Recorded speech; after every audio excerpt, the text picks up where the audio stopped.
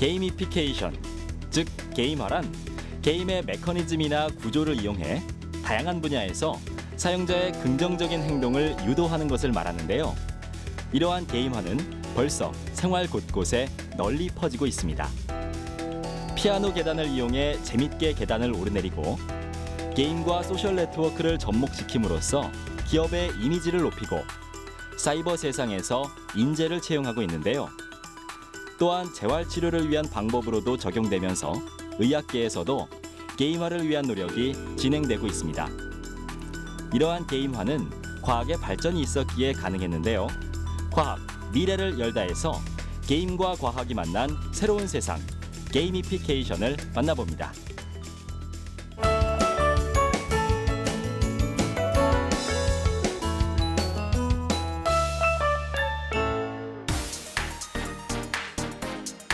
안녕하세요. 과학 미래를 열다 윤형섭입니다. 오늘은 여러분과 게임을 이용한 새로운 세상에 대해 말씀드리고자 하는데요.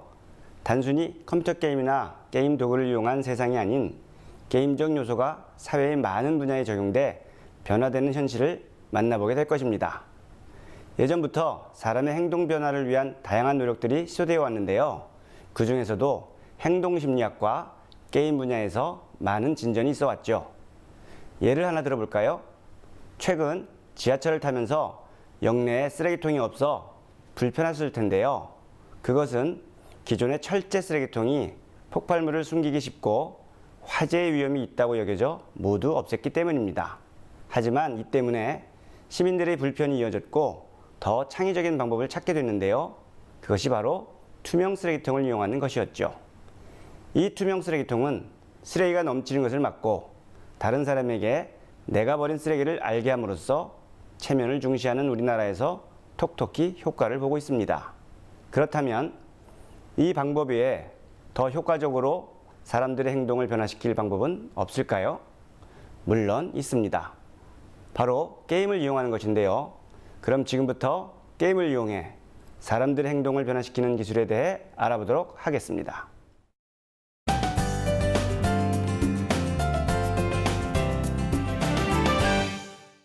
오늘은 게임적 사고와 게임 디자인 요소를 게임이 아닌 분야에 접목시켜 큰 효과를 보고 있는 게임화, 일명 게이미피케이션에 대해 말씀드리고자 합니다. 게임화라고 하니 생소한 분들이 많을 텐데요. 게임화란 게임의 메커니즘, 상호작용 기법, 구조 등을 활용하여 마케팅, 웹 서비스, 건강 등 다양한 분야에서 사용자의 긍정적인 행동을 유도하는 장치로 볼 수 있습니다. 게임화는 이미 전 세계에 걸쳐 퍼져나가고 있는 운동이자 마케팅 용어로 자리 잡고 있죠. 한 리서치에서는 2015년까지 50% 이상의 기업이 혁신 과정으로서 게이미피케이션을 하게 될 것이라고 예측했고, 삼성경제연구소도 게임화가 각광받는 이유를 분석했는데요. 게이미피케이션은 그 보상과 경쟁 요소가 지루한 일도 재미있게 만들며 복잡한 업무도 직관적으로 이해할 수 있게 만들어 사람들의 관심과 흥미를 유발한다고 보았습니다. 따라서 게임화가 앞으로도 다양한 분야에서 활용될 것이라고 전망했죠. 이러한 게이미피케이션을 이용하여 참여자의 관심도를 높이는 방법으로는 4가지가 있는데요.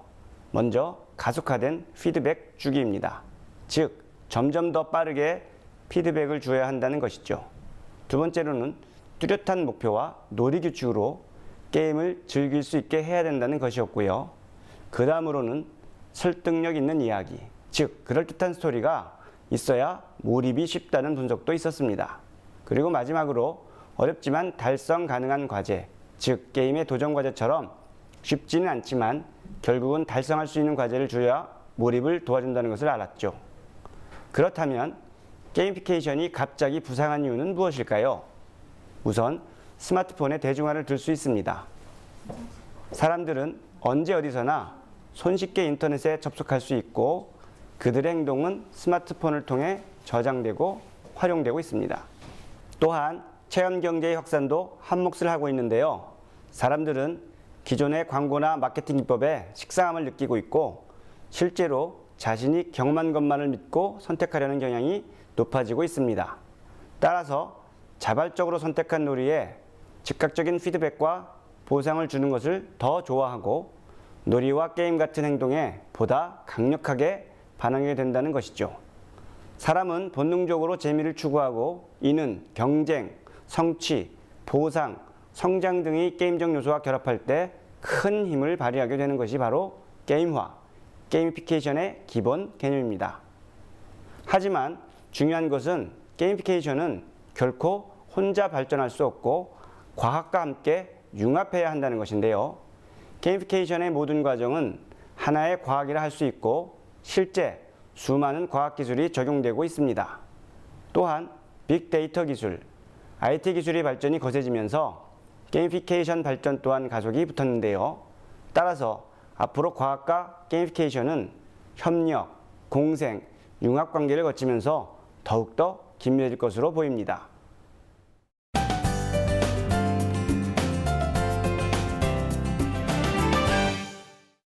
그렇다면 이제는 게임화의 적용 사례를 분야별로 살펴볼까요? 첫 번째는 스웨덴의 재미있는 쓰레기통입니다. 이 쓰레기통에 쓰레기를 넣으면 아주 깊은 곳으로 떨어지는 듯한 사운드가 흘러나오는데요.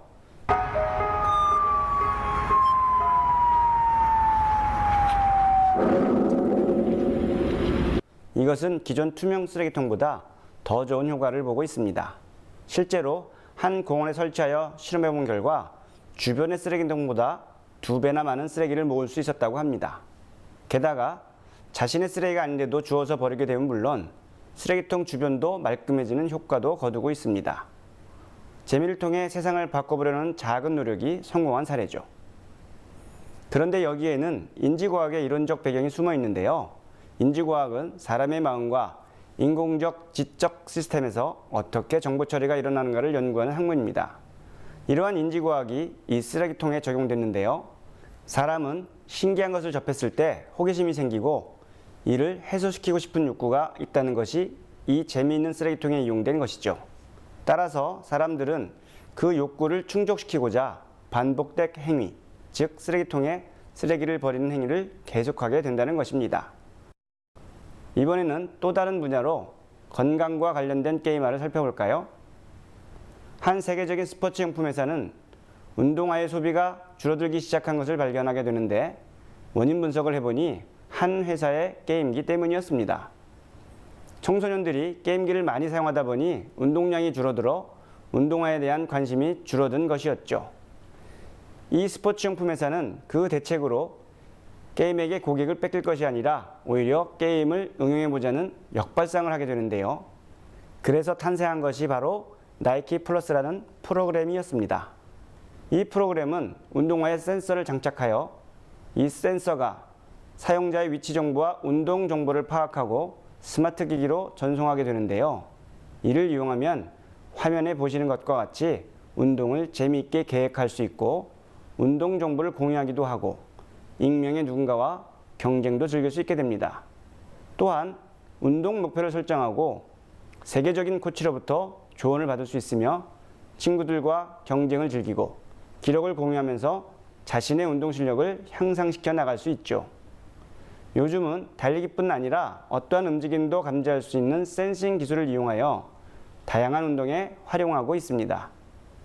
국내의 한 게임 회사에서도 직원들의 건강 관리를 위해 이 프로그램을 이용하여 운동을 하게 하고 실적이 높은 팀에게 특별 보너스를 주는 제도를 시행하고 있다고 하는데요. 즉 실천하기 어려운 행동을 동기부여를 통해 보다 쉽게 행동으로 옮기게 하는 것이죠. 또한 건강과 관련된 게임의 한 예로 피아노 계단이 있는데요. 복지 선진국인 스웨덴에서 시작된 아이디어입니다. 국민 건강 증진을 목표로 다양한 아이디어를 도출한 결과가 선정됐는데요. 이 계단은 밟으면 피아노 소리가 나서 마치 발로 피아노를 연주하는 듯한 느낌을 줍니다. 따라서 계단을 오르내리는 것이 재밌게 되고 건강에도 좋은 일석이조의 효과가 있죠. 이 피아노 계단을 제작했더니 실제 계단을 이용하는 사람이 66%나 증가했다고 하는데요. 놀라운 결과죠. 이제는 국민들을 계도해야 한다는 계몽주의 사고방식을 버리고 사람의 뇌는 새롭고 재밌는 것을 좋아한다는 뇌과학을 이용할 때인데요. 뇌과학을 이용해 사람의 행동에 변화를 줄 수 있다는 것에 주목해야 하겠습니다. 사람들은 맨 처음 피아노 계단을 보게 되면 의아하게 생각하게 되고 기존에 알던 계단과 달라 인지 불일치를 겪게 되는데요. 그 이후 호기심을 충족시키기 위해 곧바로 계단을 이용해 보게 됩니다. 즉 행동에 변화가 생기는 것이죠. 또한 한국의 사례도 있는데요. 바로 금연잿더리입니다. 이 금연잿더리는 사람의 신체를 본따 만든 것인데요. 그림이 보이시죠? 바로 폐 모양의 잿더리입니다. 담배꽁초를 버리다 보면 자신의 폐 속에 니코틴이 쌓이는 것을 투명 잿더리를 통해 보여주는 것이죠. 이 또한 상당한 금연 효과를 거두고 있다고 하는데요. 게임에서 사용하는 시각적이고 즉각적인 피드백을 통해 사람의 행동을 개선해보려는 사례 중 하나입니다. 마지막으로 재활치료에 게임을 이용한 사례를 볼까요? 이 게임은 게임을 하는 사람의 몸무게와 좌우 균형을 측정해 재활치료를 도와줍니다. 이는 재활치료의 중요성을 알고는 있지만 지속하기 어려운 사람들의 재활치료 과정에 새로운 방법이 되고 있는데요. 재활 과정에 쉽게 동기부여를 하고 즉각적인 피드백을 통해 지속적으로 재미를 줍니다. 이 프로그램을 통해 벌써 많은 환자들이 재활에 성공하고 있고 다양한 프로그램이 개발 중이라고 합니다. 또 한 가지 사례는 두근두근 뱀 퇴치 게임인데요. 이 게임은 뇌졸중으로 하반신이 마비된 환자들의 재활훈련에 도움을 줄 목적으로 개발되어 사용되고 있습니다. 이 게임은 어느 구멍에서 나올지 모르는 뱀을 다리를 움직여 밟아 득점을 얻는 게임인데요. 경쟁과 보상이라는 게임의 핵심 메커니즘을 이용한 간단한 게임입니다. 이 게임은 재활뿐 아니라 다리의 근력 단련과 두뇌 활성화에도 도움이 된다고 하는데요. 게임을 즐기면서 건강도 회복할 수 있는 장점 때문에 많은 사랑을 받고 있습니다. 앞으로 재활뿐 아니라 양로원이나 복지시설에서 활용한다면 고령화 시대의 복지에 많은 도움이 될 수 있겠죠.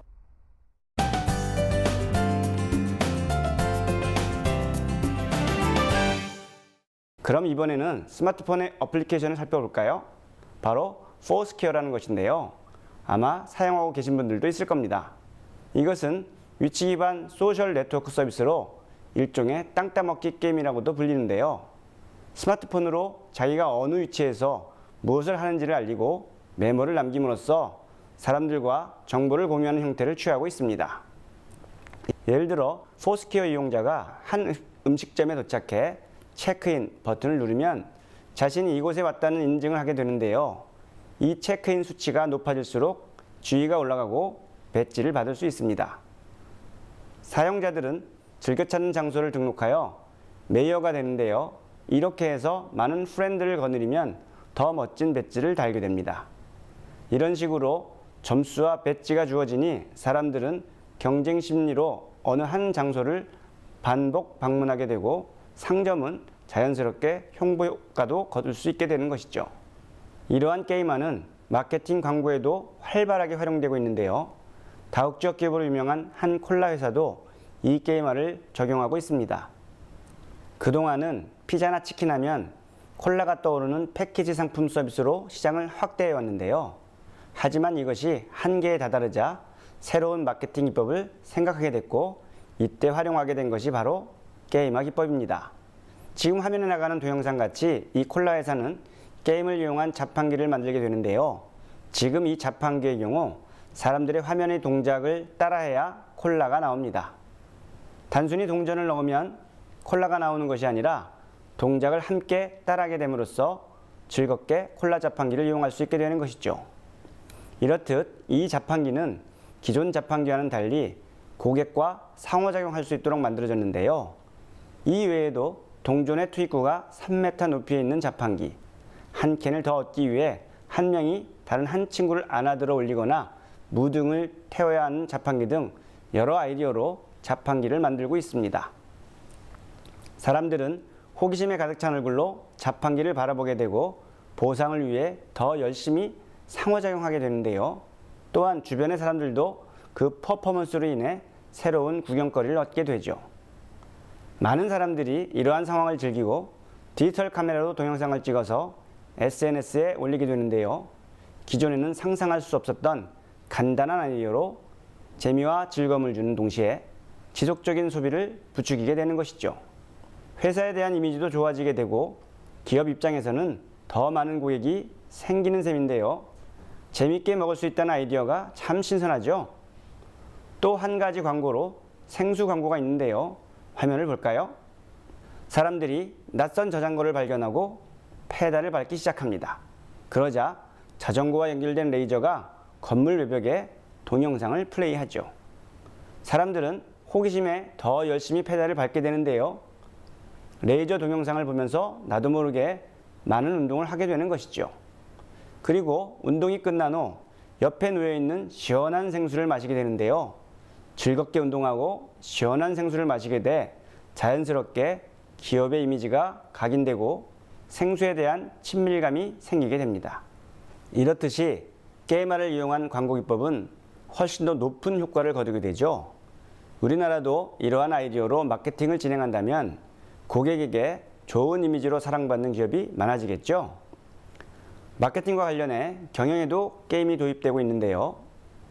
일을 하다 보면 반복적으로 느껴지고 지루할 때가 있습니다. 그리고 일에 대한 피드백은 바로 받지 못해 답답하기도 하고요. 이것을 보완하는 것이 바로 게임을 이용하는 것인데요. 게임은 명확한 목표와 즉각적인 피드백, 그리고 그에 상응하는 보상이 있기 때문에 일의 몰입을 도와주기 때문입니다. 독일의 한 회사에서는 신입사원들을 위해 플랜트 빌이라는 게임을 만들었는데요. 신입사원들은 이 과정을 통해서 시뮬레이션된 공장 관리자로서의 경험을 하게 됩니다. 그들은 이 게임을 통해 생산성을 높이는 방법과 어떻게 해야 공장의 유지가 가능한지를 알게 되는데요. 즉 게임을 통해 공장 전반의 흐름에 대해 쉽게 이해하게 되는 것이죠. 이 게임은 직원뿐 아니라 일반인들도 참여가 가능한데요. 게임에 참여한 사람은 배달 시간, 품질 관리, 에너지 관리, 직원 만족도 관리, 안전 등의 요소를 측정하고 관리의 중요성을 재미있게 배울 수 있습니다. 자연스럽게 기업을 배우면서 호감도가 상승하고 결국 이 회사로 다양한 인재들이 모이게 되는 것이죠. 이러한 새로운 방식은 인재 채용에도 활용되고 있는데요. 한 다국적 기업은 전 세계로부터 창의적인 인재들을 채용하기 위해 새로운 방법을 구현해냅니다. 바로 세컨드 라이프라는 가상세계 게임을 통해 신입사원을 채용하는 것인데요. 이 방법에 따라 이 회사에 들어가고 싶은 사람들은 정해진 시간에 사이버 공간으로 들어가서 멋지게 자신의 아바타를 꾸미고 가상의 공간에서 면접을 보게 됩니다. 게임 세상에서 면접을 보게 된다는 것이 참 기발한 생각이죠. 또한 이 기업은 대학생들에게 온라인 게임을 제공하고 있는데요. 바로 이 기업의 CEO가 되어 5주 동안 가상의 회사를 직접 경영해보는 게임입니다.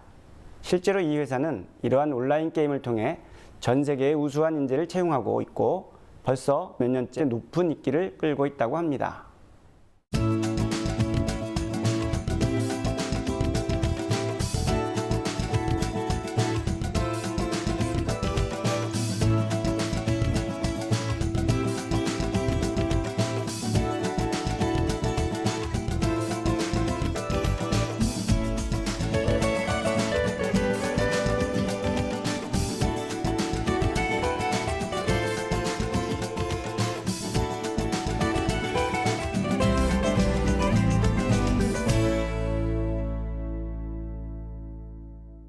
지금까지 게이머에 대해 알아봤는데요.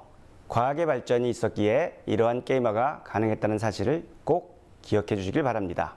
앞으로 게임은 소프트웨어, 개발, IT 컨설팅, 인지과학, 감성공학, 조직관리, 법률, 정보보호 등 앞으로 다양한 학문과 산업 분야에서 융복합적으로 사용될 것으로 보이는데요. 사실 게이머라는 것이 특별한 게 아닙니다. 사람은 누구든지 지루한 것을 싫어하고 재미있고 싶어 하죠. 이러한 인간의 숨겨진 욕구에 게임의 재미이론을 접목시켜 행동의 변화를 이끌어내려는 운동이 바로 게임화입니다. 여러분들도 재미있는 환경 속에서 살고 싶지 않으신가요? 그렇다면 게임화에 관심을 가져보시기 바랍니다. 여러분도 자신의 행동을 바꾸고 세상을 바꿀 수 있는 게임 디자이너가 될 수 있다는 사실도 기억하셨으면 좋겠습니다. 시청해주신 여러분 고맙습니다.